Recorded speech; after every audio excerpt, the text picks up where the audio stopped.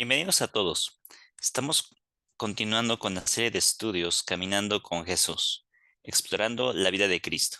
Y en esta ocasión vamos a estar tocando uno de los aspectos o de los pasajes poco tratados y que a veces nos saltamos en la lectura o la pasamos muy de largo.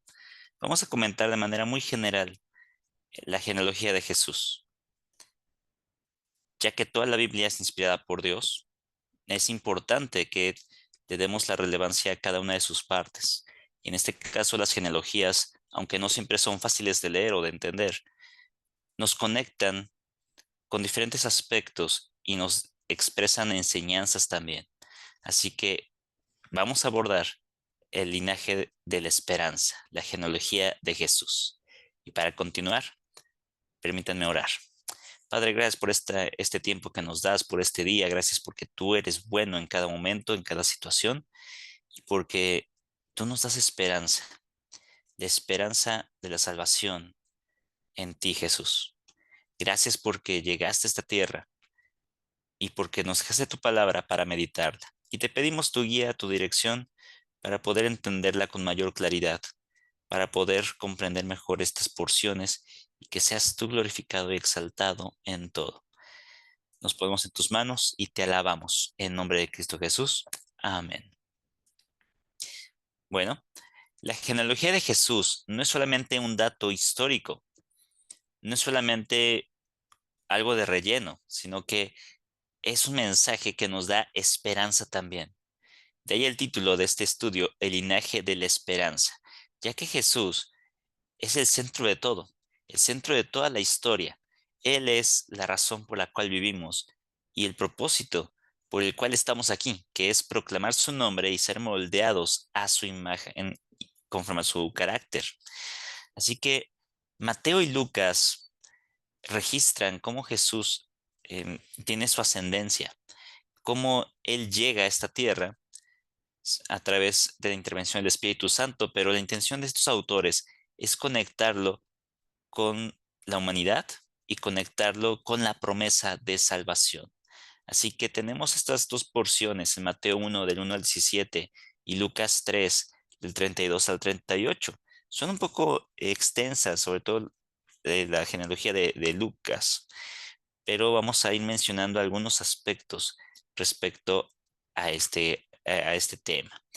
Vamos a darle lectura a Mateo y de ahí solo comentar algunos aspectos de Lucas, pero vamos a basarnos un poco más en esta parte.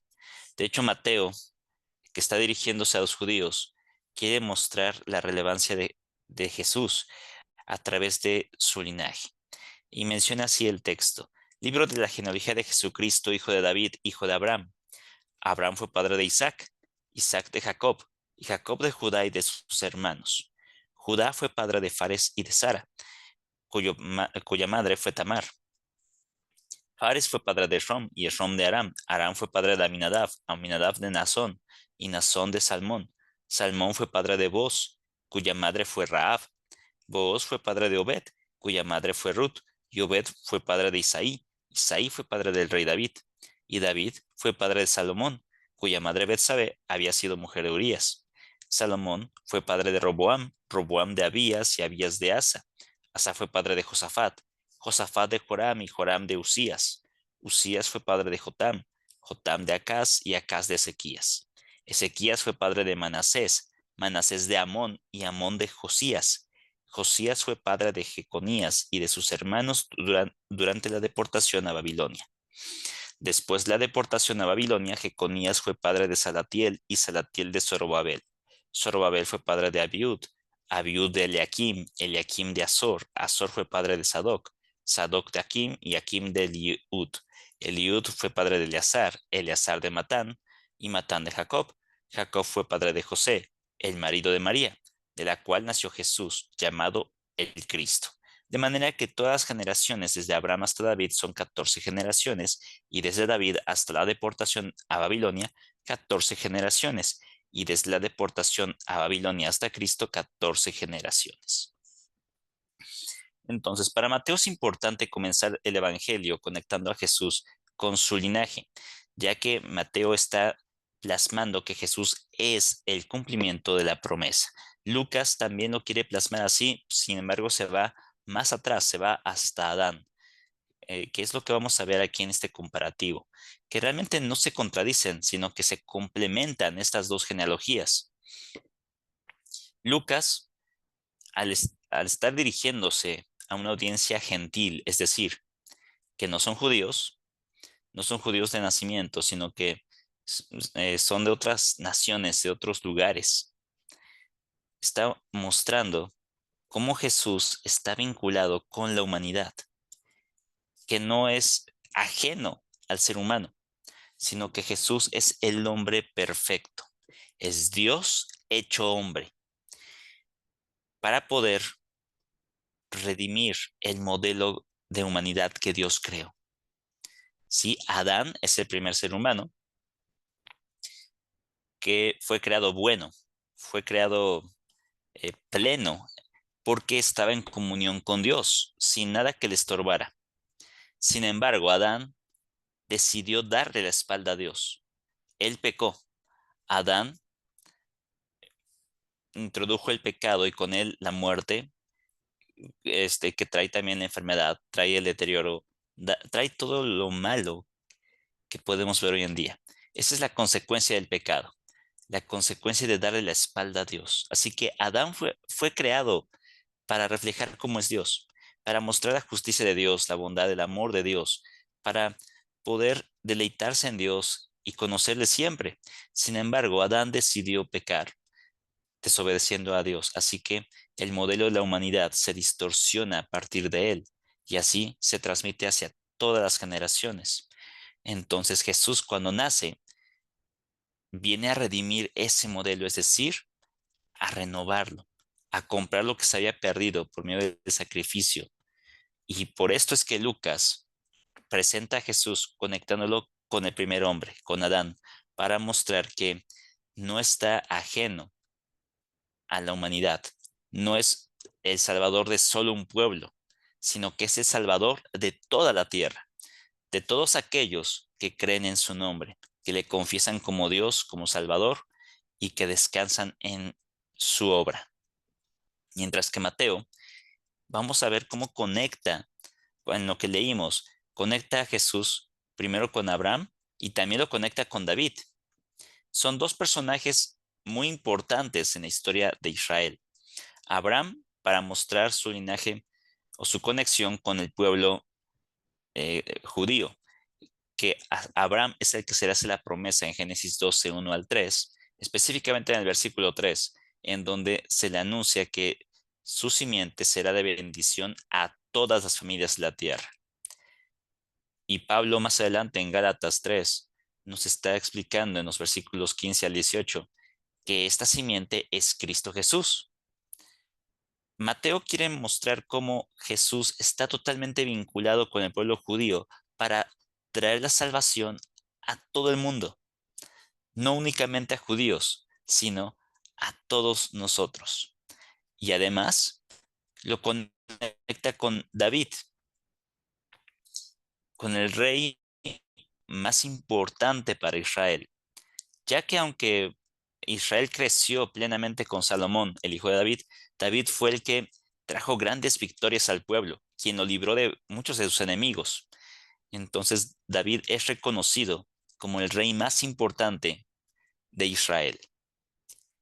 Y lo que está haciendo Mateo es decir que Jesús es el rey perfecto y el que es la simiente de Abraham para ser de bendición a todas las familias de la tierra.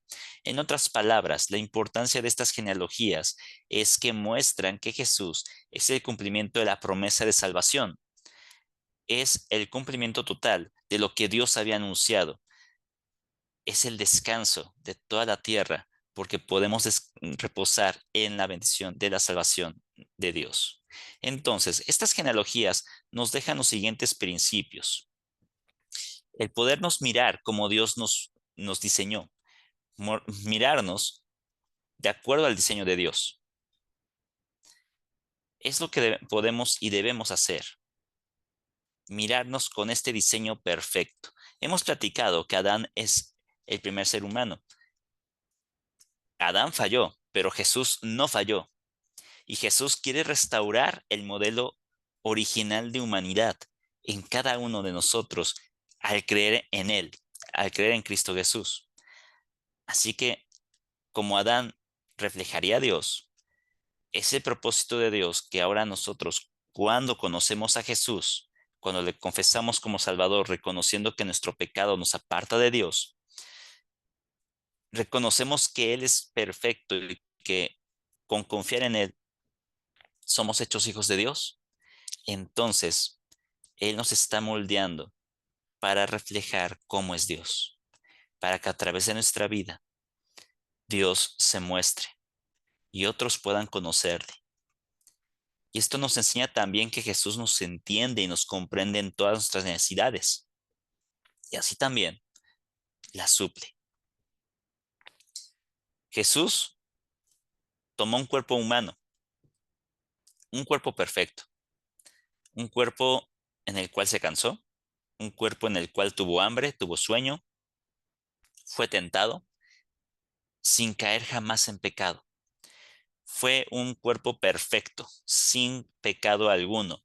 Jesús jamás pecó, pero como adquirió un cuerpo humano, Él comprende cada una de nuestras necesidades. Él comprende todo lo que pasamos. Él comprende cómo pasamos día a día con tentaciones, con situaciones, con emociones, con diferentes aspectos de la vida. Él sabe lo que es tener hambre, frío, sueño, cansancio. Y Él jamás pecó. Pero como Él tomó esta experiencia, nos comprende en todo. Es lo que nos dice Hebreos. Él nos comprende, pero también se convierte en nuestro proveedor. Él se comprometió a darnos sustento, a guiarnos, a estar con nosotros. Entonces podemos confiar que Él es quien suple las necesidades humanas. Podemos resumir estas necesidades en lo que es la seguridad de sentirnos amados, de que podremos estar con lo necesario, y en la necesidad de sentirnos con significado, con propósito. Y esas necesidades se suplen en Cristo Jesús, porque Él nos da seguridad. En el Sermón del Monte lo podemos leer en Mateo 6 específicamente. Él nos va a proveer de todo lo necesario. En Él tenemos el perfecto amor. Somos amados por Él. Y recibimos ese amor al creer en Cristo Jesús. Y tenemos propósito porque al creer en Cristo, Él nos da la capacidad de andar en las buenas obras que preparó de antemano. Tenemos el propósito de adorar a Dios, de glorificarle con todo nuestro ser.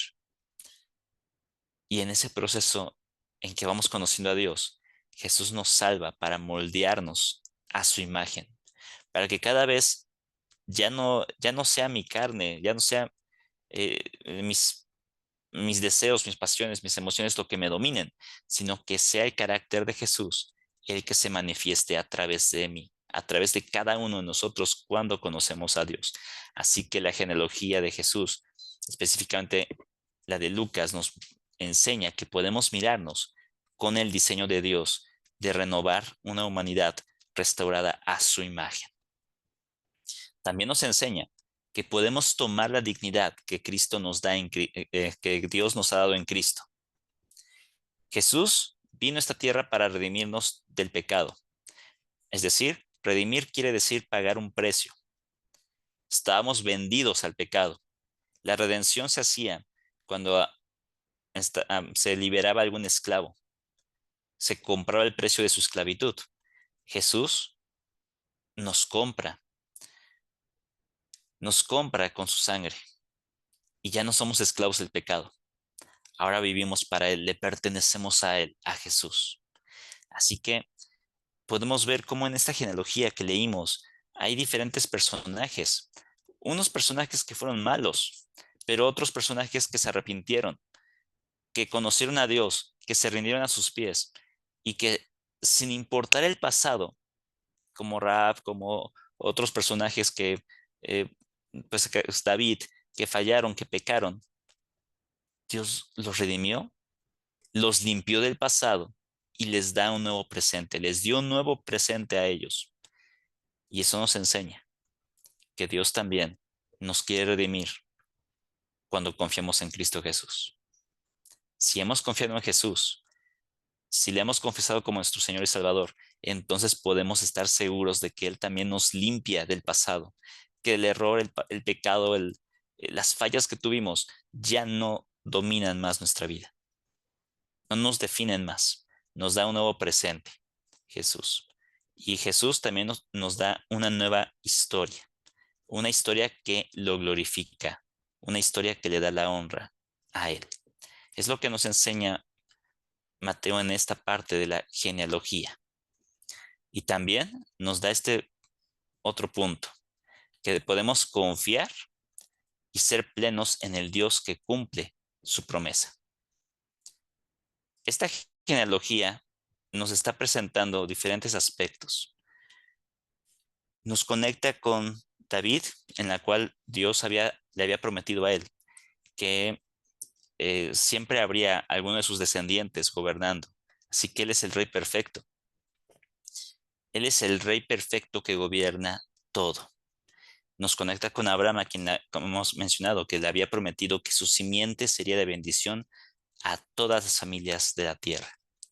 Así que nos enseña que Dios es fiel a su promesa. Y Mateo hace una anotación ahí en el versículo 17, señalando una clasificación en la genealogía, de decir que son 3 grupos de 14 generaciones. Mateo, al ser judío, emplea este recurso literario de dar simbolismos en este contexto, en el sentido de que está reflejando que a través de esta genealogía, la plenitud de Dios se ha manifestado en Cristo Jesús. En otras palabras, el Rey, el Dios perfecto y divino, el Dios único, ha llegado. Así que podemos confiar en que nuestra plenitud está en Jesús, porque Él es la plenitud de la historia. En Él se cumplen todos los propósitos, se cumplen todas las cosas. En Él está la promesa perfecta. Jesús ha triunfado. Lo sabemos. Él está vivo. Él resucitó, llegó a esta tierra, padeció, pero Él ha triunfado. Así que aunque estos pasajes no siempre son tocados o no siempre los tratamos, nos dejan estas grandes lecciones, recordándonos que Jesús es la esperanza viva. Así que la llegada de Jesús impacta nuestras vidas, escribiendo una nueva historia en la que podemos mirarnos de acuerdo a su diseño, al diseño divino, tomar la dignidad que Él nos ha dado y ser plenos en Él, confiando en que siempre cumple su promesa de salvación. Así que cuando repasamos la historia, vemos diferentes personajes que humanamente hubieran sido descartados, que humanamente no hubieran sido tomados en cuenta. Mateo registra 5 mujeres, las cuales en el contexto judío no eran valoradas. Menciona personajes como David que fallaron y cometieron grandes pecados,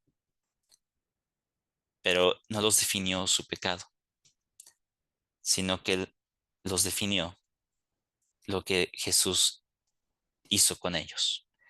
Así también tenemos esperanza porque no descansamos en quienes somos o en lo que hemos hecho. Descansamos en quién es Jesús y en lo que Él ha hecho. Oremos para concluir este estudio. Padre, gracias por este momento que nos das. Gracias porque tú eres bueno. Gracias porque tú nos has dado esperanza. Cualquiera que sea nuestro trasfondo, cualquiera que sea nuestra historia, tú haces nuevas todas las cosas. Tú eres el que obra, el que actúa, eres el que hace nuevo todo. Y gracias por estos personajes que tú nos das a través de estas genealogías, donde al repasarlos nos haces conscientes de que tú eres el autor de una historia nueva y plena en ti, para darte la máxima gloria y adoración. Te pedimos que nos ayudes a caminar rectamente y no definirnos por nuestras decisiones pasadas, por nuestros errores o pecados, sino definirnos como tú nos ves, tomar tu dignidad que nos has dado y confiar plenamente en ti, ser llenos y plenos en ti, sabiendo que tú eres fiel para cumplir tu promesa de salvación, de llevarnos ante ti, de poder mirarte cara a cara y cada día de nuestra vida poder vivir de acuerdo a ese anhelo de encontrarnos contigo para darte la máxima gloria y adoración que solo tú mereces. En nombre de Cristo Jesús, amén. Que Dios les bendiga. Nos vemos hasta la próxima.